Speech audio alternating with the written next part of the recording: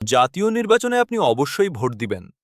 এখন ভোট দিতে গেলে আপনার বাংলাদেশে কোথায় ভোট কেন্দ্র পড়েছে তা আপনি কিভাবে জানতে পারবেন? প্রথমে আপনাদের মোবাইলের প্লে স্টোর অ্যাপটি ওপেন করবেন।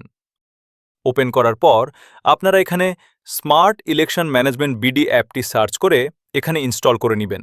ইনস্টল হওয়ার পর আপনারা এখানে ওপেন বাটনে ক্লিক করবেন। অ্যাপটি ওপেন হওয়ার পর আপনাদের এখানে আপনারা বাংলা অথবা ইংলিশ যে কোনো একটিতে ক্লিক করবেন। ক্লিক করার পর আপনাদের সামনে এখানে তফসিল ঘোষণা নির্বাচন সমূহ ত্রয়োদশ জাতীয় নির্বাচন এখানে ক্লিক করবেন। ক্লিক করার পর এখানে ভোট কেন্দ্র খুঁজুন এইটাতে ক্লিক করবেন। ক্লিক করার পর এখানে আপনাদের যে ভোটার আইডি কার্ডের এনআইডি নম্বর আছে এটা আপনাদের এখানে দিতে হবে। এনআইডি নম্বরটি টাইপ করুন। টাইপ করার পর আপনাদের এখানে জন্মসাল এবং জন্ম তারিখ সিলেক্ট করতে হবে।